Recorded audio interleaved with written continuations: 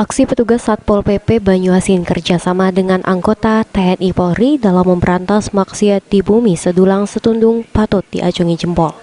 Hal tersebut membuktikan saat melakukan razia ke tempat kos yang digunakan pengunjung menginap bukan suami istri untuk berbuat mesum dan warung kopi serta tampal ban yang menyambi jual minuman keras. Sebelum razia dilakukan, apel gabungan di halaman markas Satpol PP Banyuasin di Pangkalan Balai.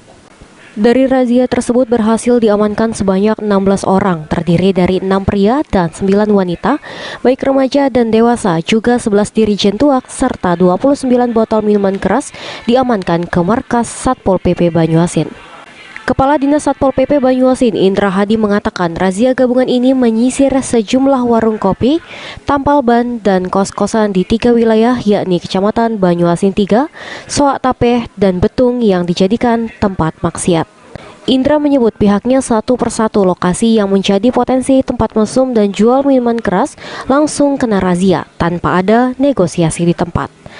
Lebih lanjut, mantan Kepala Kesbangpol dan BPBD Banyuasin ini menegaskan jika di wilayah Banyuasin harus bersih dari maksiat sesuai dengan program Banyuasin Religius, serta menegakkan Perda Nomor 10 Tahun 2009 tentang ketertiban umum.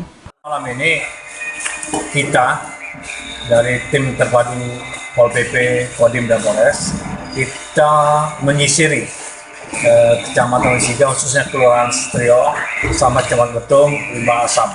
Nah, di situ sudah di Setrio kita temukan yaitu minum tuak sebanyak 11 dirijen dan juga ada perempuan di warung remang. Maksudnya di Betung kita temukan minuman keras seperti Asoka dan anggur merah. Sulaiman, PAL TV.